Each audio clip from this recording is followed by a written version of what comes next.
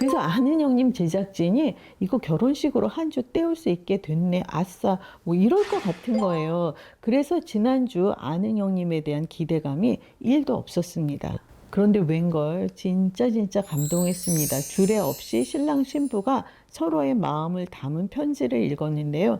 이거는 필설로 표현이 안 돼요. 선생님, 어제 뭐 보셨어요?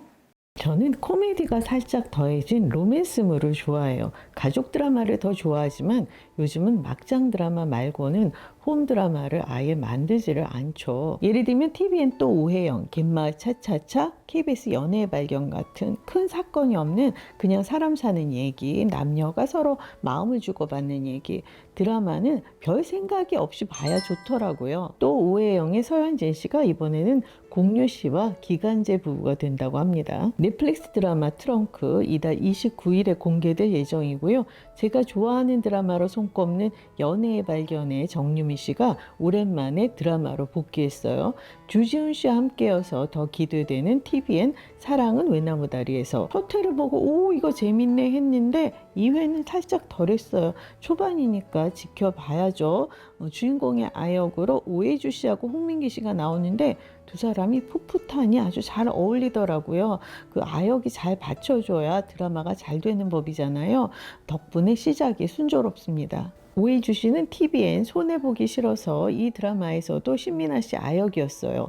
홀레대첩, 슈룹, 사극 연기를 꽤 잘했는데 이번에도 기대 이상입니다. 게다가 문상민 씨와 배은성 씨가 과거 회상 장면에서 나오더라고요. 캐스팅이 빵빵합니다. 배은성 씨 얘기가 나와서 말인데요. 오늘 종영하는 JTBC 수목 드라마 조립식 가족도 마음 편히 볼 수 있는 드라마예요. 딱 한 사람 빼고는 튀는 인물도 없고요. 황인엽, 정채연, 배현성 젊은이들이 티격태격하는 걸 보다 보면 어느새 저도 모르게 웃고 있더라고요. 좋은 사람들 얘기예요. 이 세상에 이런 사람들도 있구나 싶죠. 그런데 어떤 드라마보다 드라마 같은 극적인 장면을 지난주에 예능 프로그램에서 봤어요. JTBC 아는 형님에서요. 그날은 민경훈 씨 결혼식 특집이었어요. 민경훈 씨 결혼을 앞두고 축가 연습하는 장면과 그리고 결혼식 당일에 축가를 부르는 장면을 보여줬는데요. 저는 방송에서 연예인 그 결혼을 다룰 때마다 참 안일하다, 일 쉽게 한다 그런 생각이 들더라고요. 뭐 거짓말 탐지기라든지 뭐 사주 타로점을 보러 간다든지 매년 이맘때면 또 김장을 한다고 난리들이잖아요. 지난주 SBS 미운 우리 새끼에서 이용대, 이동건, 김준호 씨가 김준호 씨 집에서 흑백 요리사 출연자들을 초대해서 뜬금없이 김장을 했어요.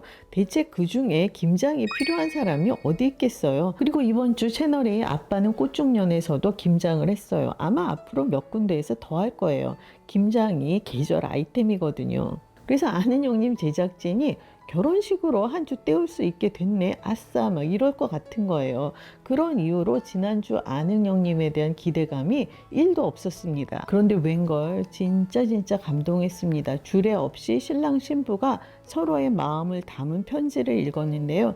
이거는 필설로 표현이 안 돼요. 민경훈 씨와 신부의 그 음성으로 직접 들으셔야 합니다. 결혼식이 뭐 촛불 저마다 화동이다, 주례사다, 별의별 과정이 다 이어지지만 솔직히 다 쓸데없잖아요.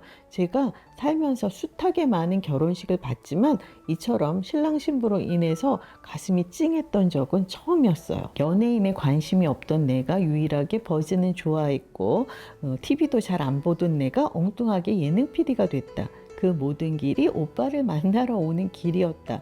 이거 마치 드라마 시작하는 나레이션 같지 않나요? 연예인 결혼식에 도통 관심이 없던 제가 연예인 결혼식을 보고 진심을 다해서 축하하게 될 줄 몰랐습니다. 꿈에도. 사람들 인파 속에서 밤 산책을 하게 됐을 때 한참을 따라오다가 기은이가 내 옷깃을 잡았잖아. 걸음이 너무 빠르다고. 지금은 어때? 우리 같이 잘 걸어가고 있는 거 맞지? 할아버지 할머니가 되어서도 손잡고 산책하자고 했던 약속 꼭 지켜가요. 민경훈 씨의 다짐 꼭 이루시리라 믿습니다. 18년 전 콘서트 후 하이파이브 이벤트에서 스쳐 지나갔던 다른 세상에 조금은 차가웠던 사람과 지금 내 앞에 서 있는 이토록 따뜻한 사람이 같은 남자. 그날의 신부인 신기인 씨의 표현대로 민경훈 씨는 자기 사람에게만 따뜻한 사람이지 싶어요. 그러면 되는 거죠 뭐. 어지간하면 방송 출연에 목을 맬 법도 한데 민경훈 씨는 프로그램 수가 좀처럼 늘어나지 않습니다. 근 10년 동안 고정으로 출연한 프로그램이 한 10편 되려나요? 센스가 남달라서 섭외가 많이 들어올 텐데 본인이 응하지를 않는 거예요. 아마 그 아는 형님이 처음 나왔을 즈음일 거예요. 새 프로그램을 기획 중인 한 작가님이 저에게 묻더라고요. 눈에 띄는 눈여겨보고 있는 인물이 없는지. 그래서 제가 망설임 없이 민경훈 씨를 추천했어요. 지금껏 본 적이 없는 캐릭터라고. 받쳐줄 사람이 필요해서 그렇지 잘 받쳐주기만 하면 아주 신선한 그림이 나올 것이라고 장담을 했습니다. 그런데 나중에 보니까 민경훈 씨를 안 썼더라고요. 왜 그랬냐고 물으니까 섭외가 안 됐대요. 섭외가 어렵기로 아주 호가 났더라고요. 사실 초기 반응이 애매했던 아는 형님이 살아남은 데에는 민경훈 씨의 공이 반 이상, 아니 90% 이상이라고 봅니다. 출발 당시 식상한 구성이다, 빤한 얼굴이다 이런 지적이 많았는데 예능 초보인 민경훈 씨가 등장하는 순간에 생각하지도 못한 구도가 생긴 거예요. 시장에 가서 어묵을 누가 많이 먹나 내기를 했는데 평온한 표정 어조로 천하의 강호동 씨를 흔들어대는 모습이 신기하기까지 했어요. 그러다가 형님 학교가 동급생 설정으로 반말이 가능해지면서 민경훈 씨에게 강호동 씨가 속절없이 당하는 그런 장면들이 나오게 된 거예요. 강호동, 서장훈, 이수근, 김희철 예능 프로그램에서 기둥 역할을 하는 인물들이잖아요. 어떻게든 줄을 대보려고 애를 쓸 법도 한데 아예 그럴 생각이 없어 보이죠. 강강약약? 약한 사람에게 약한지 아닌지는 모르겠으나 적어도 권력에 아부할 스타일은 아닌 거잖아요. 그것만으로도 신선하죠. 누가 전화를 하든 받지도 않고 리콜도 안 하고 심지어 단문도 한참 있다가 단답형으로 한다고 합니다. 제가 평소에 리콜 안 하는 사람, 단문 안 하는 사람 참 별로라고 여기고는 있지만 이렇게 누구에게든 한결같다면 그건 자기 소신이고 가치관인 거죠. 사실 축가 연습하는 대목부터 다들 열정적으로 너무나 열심히 해서 삐딱하니 보던 마음이 슬며시 풀리기는 했어요.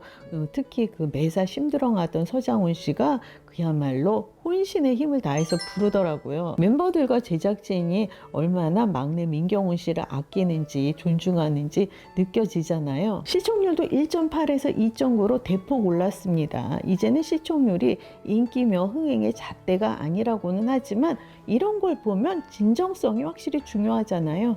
여러분께 아는 형님 460화 추천합니다.